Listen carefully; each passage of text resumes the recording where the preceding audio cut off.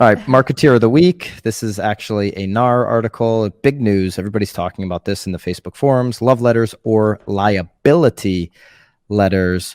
What's the problem with the love letters, Nicole? You love the love letter. Well, so I do. So this is a very interesting article that it's actually from October. So it's interesting that it's kind of coming to our attention now and it's sort of trending now. But I think that it is obviously probably surfacing because a lot of people are encouraging people to write love letters to buyers. We're in that market.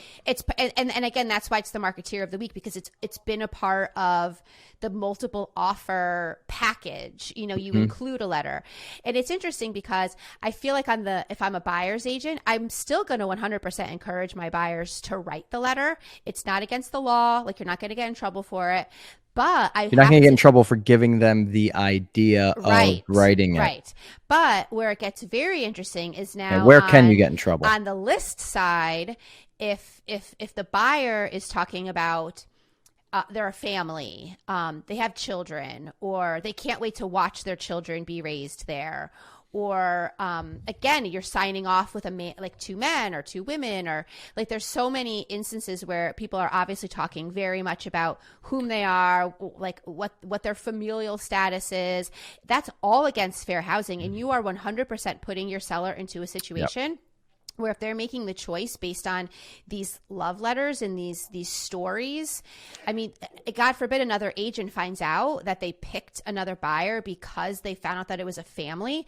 I mean, you can get a really pissed off buyer that's lost 15 homes in multiple offer situations and completely go against that seller and claim that it was against fair housing. I mean, it's not anything that I've ever thought of before, but definitely something that we all need to be aware of. What I thought was also interesting, if you're the listing agent and you read the letter, you now could be liable just by reading the letter. Because here's the thing, even so they share, family status and, racial status, something like that in the letter. Right. No matter which decision you go now, like if you go with them, you could be being biased because they share this information, or you don't go with them, you could be being biased because like either way, if you have that information, nightmare. You now could be in a sticky spot. So I actually like what I've been doing for years. I never read them because I don't have time to read that crap. Could care less about their emotional mindset. I'm representing my seller. My game is I call the seller and I say, hey, I got a love letter in. I haven't read it. I'm advising you to just focus on this particular transaction like it's a business transaction, because that's what it is. You're moving on from the home. Do you want me to send it to you so that you can read it? And when you put it like that, most of the sellers say, no, I'm good. Right. Well, but I do think though that if your seller still does want to read them, because there are going to be some situations. Some of them do.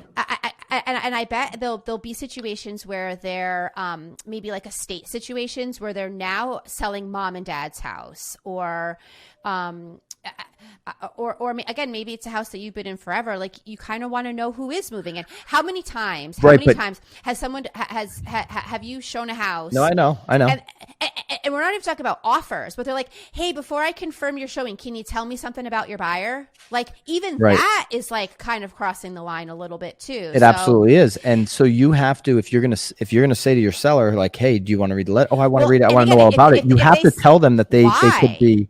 Yes. You got to give them all these liability. I'm not reading it, and I don't want you to share that information with me. Yeah. I'm going to advise you on the transaction. I'm going to advise you on the real estate part of this. Right. I'm not going to even touch. Well, and here's the possible consequences if you do read these letters too. I don't even think sellers are taking that into account. And to be quite honest, me as an agent in the business for over 10 years, like, I never really even thought about it that way either. So yeah. All right. So in the comments, are you still advising your buyers to write love letters? Yes or no to love letters? Would love. Are you recommending your sellers read those love letters? Yes. And on the reverse, what are you doing as a listing agent? In the comments, if you haven't subscribed yet, please do. On YouTube, the Real Word channel, go hit that subscribe button. And if you're listening to this, would love for you to leave us a 5-star review on the podcast, or whatever review, whatever you. Maybe it's a 2. Maybe it could be. I would hope it's a 5. It's But if we're not probably- delivering 5, then well, don't leave a 5. They probably give you a 2 because of your lighting. Yeah, definitely. Well, if they're listening on Spotify, they don't know about my lighting today, which actually is pretty good. It's great. All right. Yeah. All right. That's it. That's a wrap. We'll see you guys next week.